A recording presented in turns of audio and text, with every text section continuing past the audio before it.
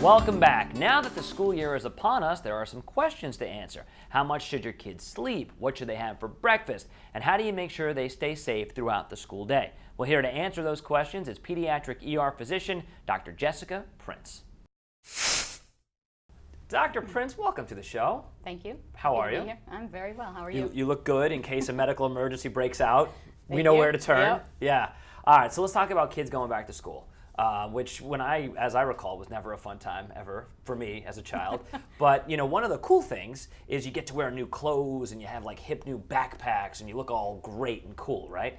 So let's start with backpacks and I guess the safety of them. What are some good backpacks? What are some bad backpacks? Well, there are a lot of backpacks out there now, and every website for clothing has them now. And it's every year you see all the new designs come out, and it's a great way for kids to express their personal identity.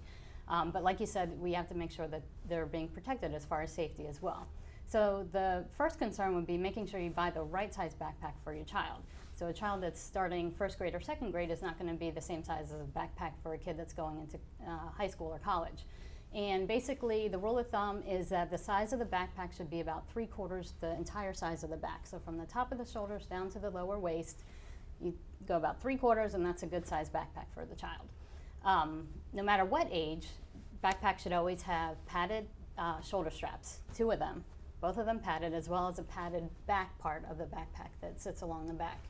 And when a child goes to put the backpack on, to make sure that both straps are on, not just on the one side. That's what I was going to ask you, because it's a lot cooler when you're just one strap in it. It definitely is, but it does cause some medical concerns. A lot of times, you actually bring up a good point in two different ways. One is that the weight of the backpack, if you wear it on one shoulder, all the weight is on that one shoulder. So it compresses a lot of the vessels that are here, including the nerves, and kids start to feel numbness or tingling in their hands. Not a good sign. Another thing is the total weight of the bag. The total weight of the bag should never be more than about 10% of the child's body weight. So if you have an 80-pound kid, you want to shoot for a goal of no more than 8 pounds. So if they just have really heavy books, well, yeah. So then what do we do? So there are a few different options. Hopefully, where your child goes to school, they give them enough time to stop at the locker in between classes to change out the books. And when they put the books in their bag, you always want the heaviest books to be towards the back of the backpack, so along your back when you're wearing it properly. Interesting. Okay. And if the backpack is too heavy and you have to carry all those books, carry them in your hand. Right. Or, just maybe don't do some homework. I don't, Well, I wouldn't suggest that, but... Yeah, I failed geometry, but my posture is great. Yeah, my back doesn't hurt. Back feels fantastic. All right, as the kids are waking up, as they're getting ready to go to school, breakfast is the meal, right? Like the most important meal. It is the most important meal of the day. Make sure kids have a very good breakfast, well-balanced. We see all these advertisements that cereal and orange juice is the way to go, but it's actually very high in sugar. So you want to make sure you're well balanced between your carbs, your protein, your fat. So make sure you add some meat into there, that it's not a completely sugar-loaded meal. Water is always a great liquid. Water is life. And kids, as we know it, don't drink enough water. So water, there's teas that are great that are low in caffeine. A little bit of orange juice is great, but don't have that be your sole liquid intake for breakfast. Cereals, there are good cereals out there that are well balanced. I hate to say this, but you need to stay away from the sugar-loaded cereals, which tend to be the kids' favorite. Right, anything with a vampire on it or something, like a werewolf or a Frankenstein. Those are all bad ones. Healthy is the way to go. Right. And it gives them the energy and the stamina to get through the day. If you give them a sugar-loaded meal in the morning, they're going to crash before lunch comes, and so they're going to be tired by 10 a.m. So it's not just making them feel better physically, it's also preparing them mentally. Absolutely. Right. Your brain needs fuel just like any other part of your body, and if it's not there, it doesn't perform well. Okay, so they've made it through their morning classes and now they get to eat lunch. Right. If you're packing a lunch for your child, what should you pack them? Again, a well-balanced meal. Same deal. Yes, same exact deal. And it's hard, especially to get the fruits and vegetables in there. Is very hard with kids, but really try your best. And there's lots of great websites and books out now how to make kids' lunches look fun and interesting so that they actually want to eat them. What we want to do basically is trick children. Yes. That's what we're going for here. Right, yeah. If your child is going to have school lunch, are there where do you stand on school lunches? Are any of them any good for you? You know what, there's such a movement now towards, or I should say an awareness of the obesity problem in the United States now. So there's a large movement with schools and their vending machines and what they have in their vending machines and what they're offering for lunch. Just look into the school's lunch program and what they're offering, and I would hope that most schools are leaning more towards a healthy, balanced lunch, and that's what they're offering. But if they're not, then try and make time to make your child's lunch for school. Tater tots, not one of the primary food groups? It's not.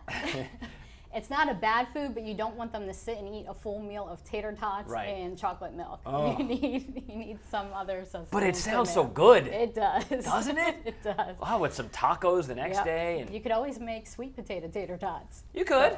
I mean, that sounds reasonably not terrible. Yeah. Sleep. How much sleep should your child get? It's all dependent on age. The little kids need more sleep than the teenagers. At least 10 hours of sleep. 10 hours? Yeah, for the little kids. When you sleep is the time when your body regenerates, it grows, it gives the brain time to rest, to refuel. So sleep is very important as far as academics, learning, energy, stamina. So it's definitely, actually I would put it above food for importance for, Wow. For Could you healthy kids. get like 7 hours and then an hour in English class and then an hour of sleep, you in could, social but your studies? English teacher might not be too happy about that. Your grade might show it. You have to just be tricky about it. Sit in the back, wear sunglasses. No, it really should be, you come home from school, you do your homework, you do your sports, whatever it may be, you sit down, you have a well-balanced meal with vegetables and meat and carbs and fat and protein and everything, and then then it's time to wind down and let everything mellow out and give your brain some time to rest and get into bed. And 10 hours though, I never have heard that before. Yeah, I have a how old is he now? 4.5-year-old boy, and he gets about average of 10 hours of sleep a day. But that's great for you. It's like a Well, babysitter, Yeah, but I can tell you there's a huge difference. If he stays up till 10 o'clock at night and he has to get up same time in the morning, he's grumpy. He is not himself. Yeah, no, our camera guy, if he gets less than 8 hours, I believe it. I see him right now. He looks furious right now. All right, we're out of time, sadly. Okay. But if people want to reach you, ask you questions, come see you, how do they do it? I work at West Boca Medical Center. Okay. And my name is Dr. Jessica Prince, so feel free to call over there. They'll definitely put you in touch with me. Okay. Yeah. All right. Well, this was a pleasure. This was very, very interesting. Learned so much. Yeah. Good. Great to see you, and we'll have you come back again soon, right? Thank you. Thank you. Thank you, Dr. Prince, and that is all for our show today. I hope you enjoyed it. As we always tell you, if you have any ideas for what we should cover, all you have to do is tweet us at WSFL, and of course you can always follow us on Facebook at Inside South Florida and at SFLCW. Hope you have a great rest of the weekend. We'll see you right back here, same time and same place next weekend. And of course, don't forget, you can watch us every weekday morning on Eye Opener from 6 to 8 a.m. Take care. We'll talk to you soon.